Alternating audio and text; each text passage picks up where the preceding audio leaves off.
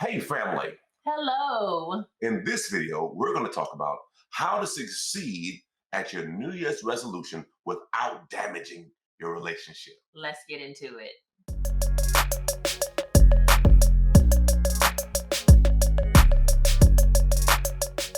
All right.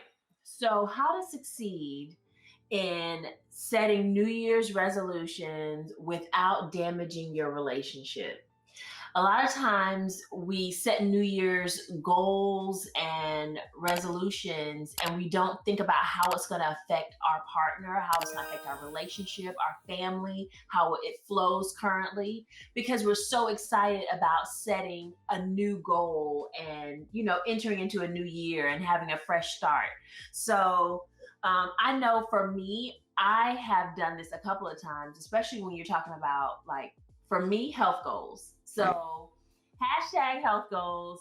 I have started cooking different. I'll start eating at a different time. I'll eliminate certain things out of my diet, which means I'm not going to want to cook those things.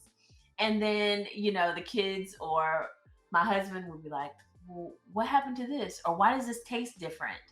And it's because you have had them join you or made them join you in your goals without even discussing it.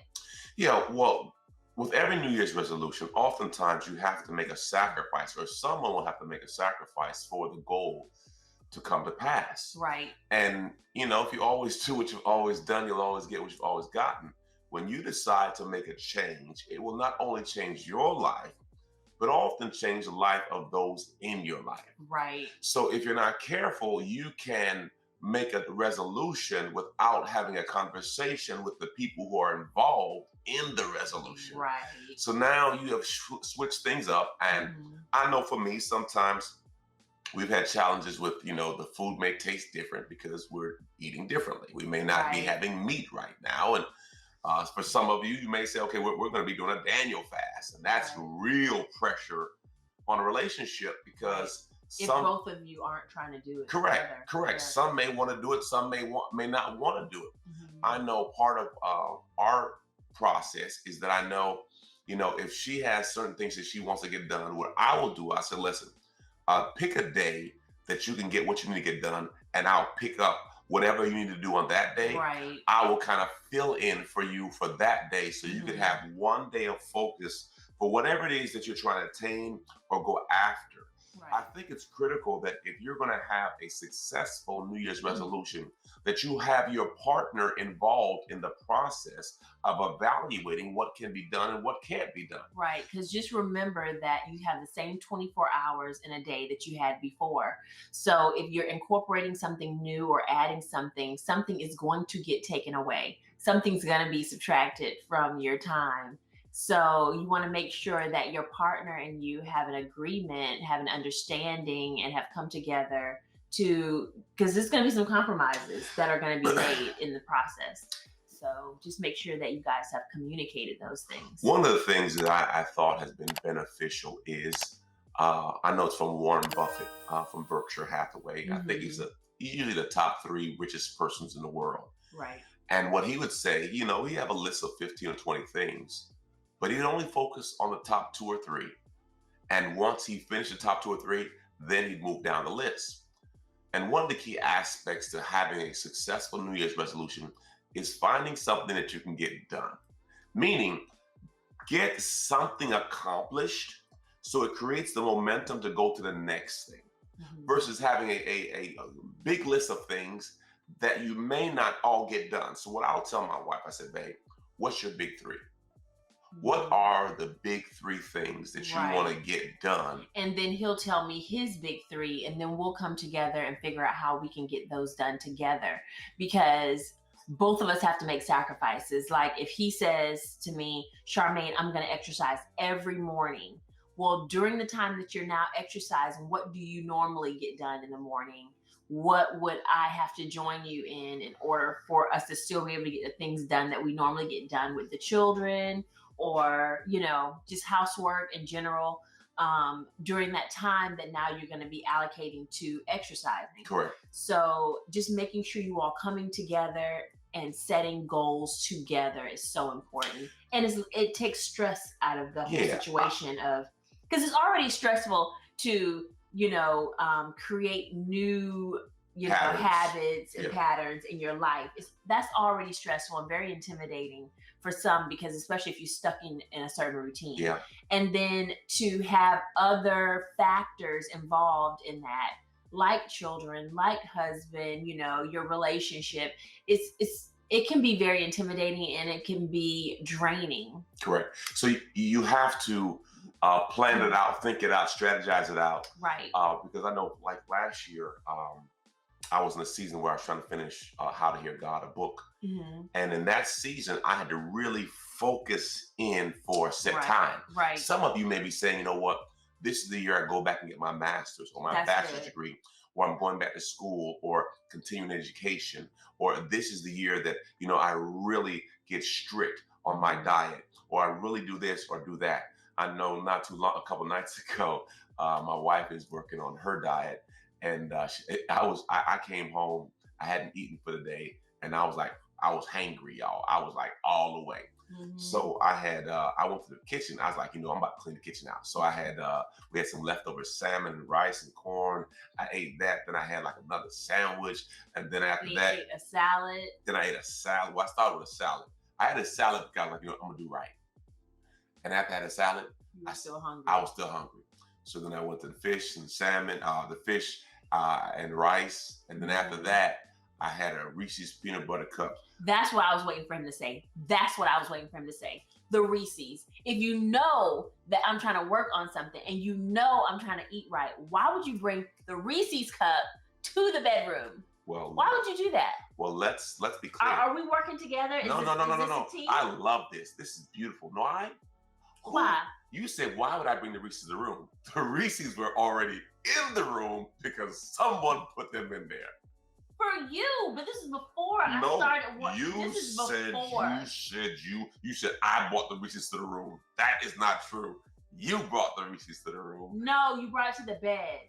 I'm gonna correct myself. He brought it to the bed to eat in front of me. Oh, this is purposeful. I'm eating. Now. And then you offered me some. Like, that I'm not working on something. And I thought we're supposed to be. Oh, listen. Do you see the quarterback giving the wide receiver the ball saying, hey, do you want this? Of course they do. You're talking about the wrong players, babe. Oh. Of course, wait. The quarterback and the defensive end. That's better. Is that a better example? That's a better. Okay, so if the quarterback gives the defensive end the ball, do you think that's right? That's wrong, right? So, is that right? That's wrong. He has to take it. He wouldn't give it to him. He'd have to take it. Okay. My point. Now they're on the same team.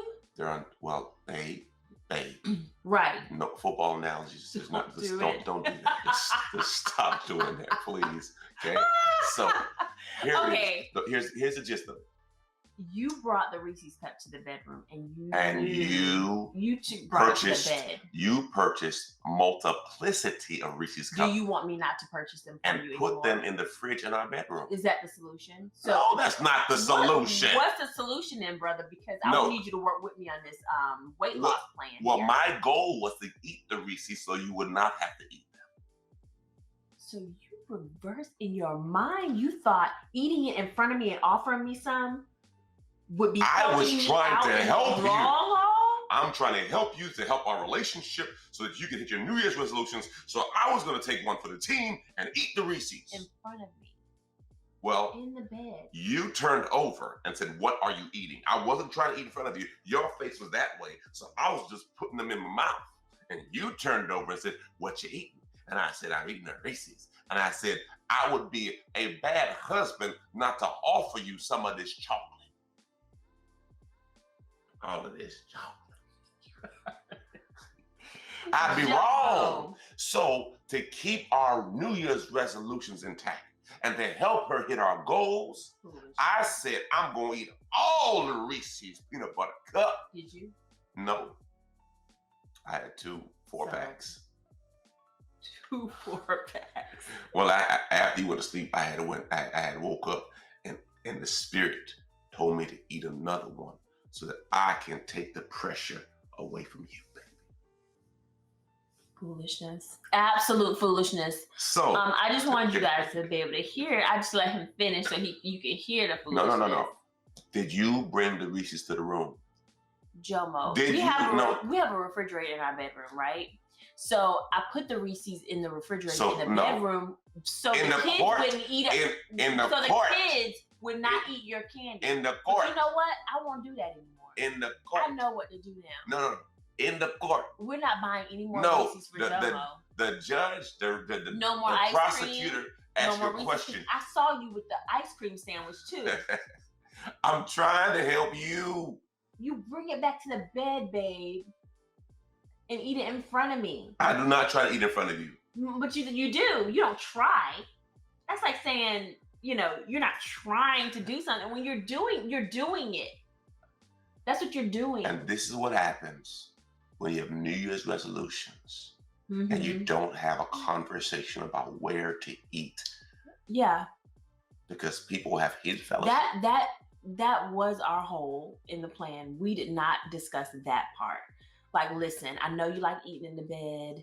If you could eat cucumbers from now on in the bed, that would be great. Yeah, cucumbers. Pickles. I'll eat salads. I got no problem with that. Olives. I have no problem with that. That's your snack. I'm fine with that. That's what I'm putting in the refrigerator. No, don't scare me. Anyway, family, we want to tell y'all, make sure you communicate about your New Year's resolutions. That's right. And set plans, detailed plans, what you want to happen, how you want it to happen. Because if you don't, things like this will happen. You may have a misunderstanding. Well, we hope you enjoyed this video. Remember this: love, laugh, and learn. Aha!